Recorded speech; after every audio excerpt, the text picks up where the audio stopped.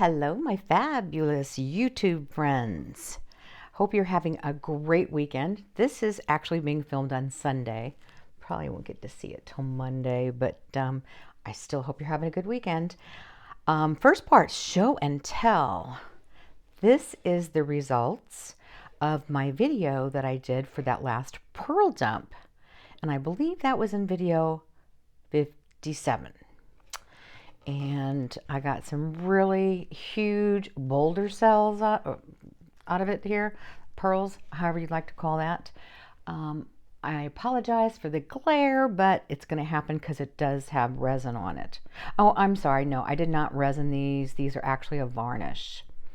So, and I really wished the orange had shown up better, but it mixed with the gold and turned it kind of a peach color. And that's okay too. I still love the results. Nice and shiny. Got a nice little blob of negative space there, which is what I'll go for. And then in video 58, I did 2 triple flip cups. This was actually the first one that I did. And what I've done now with these is I've embellished these. I have put some diamond stones, I think that's what they're called, different colored diamond stones through here, some turquoise ones, some purple ones, I've got some peach ones, and then these beautiful blue. So I did embellish that, and this turned out really kind of cool. I'm liking the pearl reaction I got, and like I said, these were 2 tiny little flip cups. I'm sorry for the glare. Let me bring it up a little bit. A bit of a close-up. I just love it when I embellish like that. I love the embellishments.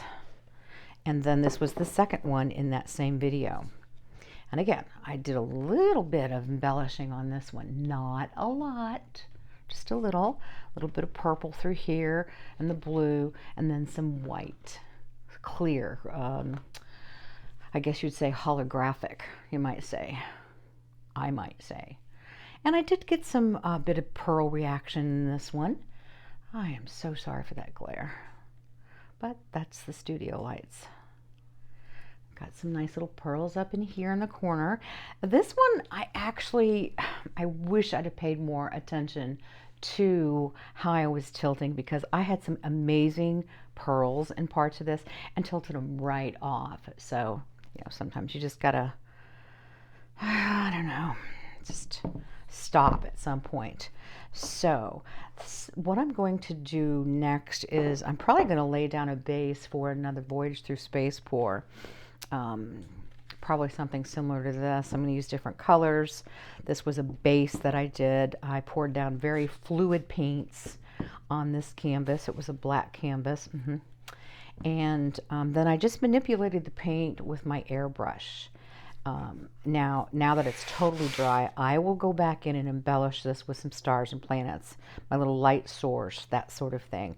I love doing those, and I will tell you that when I do these, they get sold immediately. I have very few. I have some of my first original ones up on my wall, but yeah, they seem, in my area anyway, where I live, they love these. So anyway, I have been very busy in the studio yesterday trying to organize some things. I needed to clear up my drying rack. I had a lot of pre-mixed paints over there. They were in my way. So I have been busy just going ahead and cleaning that off. I got some storage ideas off of Amazon. And let me just show you real quick. So this is my drying rack. Now, where I'm at, my studio is in my lower level of my house, and it's in like a utility garage, and I've taken over half the garage. And this right here was already in here when we purchased the home. And it's a level, it's perfect. It's made out of wood, it's very sturdy, and there's 2 levels to it. Don't look at those yucky paintings I tried on Valentine's Day. Didn't work out. So now I have the entire thing for my drying rack. I'm really happy. It was stuffed full over here of just all mixed paints. So I'm going to spin you around and show you what I did with all those paints. By the way, in case you don't have a fire extinguisher, you always need one in your studio. Okay, let me take you over to show you what I was busy doing. Okay, so let me show you what I was working on. My airbrush is there. These are the shelves that I got from Amazon. If I can remember, I'll put the link in the description below. Took me less than 10 minutes each just to put these together. They just screw together real simply. You don't want to put super duper heavy stuff on, especially the top, but they do come with these little things that you can adhere them to the wall so they won't tip over. But there's not a lot of weight on there, so I'm not worried about it. And I have one more down there that I'm going to be putting together, and this is just I think it's a 2-shelf unit with little drawers that pull out. And that shouldn't take me more than 10 minutes either. So yeah, all this paint was over on my drying rack. Isn't that crazy? All my TLPs, my pigments. I just separate my paints by the brand. You know, my Golden, my Holbein, my Amsterdam, my Pabio, that sort of thing. And I've got Porage Posse, and then I just do, you know, little extras. These are basically all metallics, whether they're deco art or whatever they might be. And all my Sherwin-Williams for my blooms.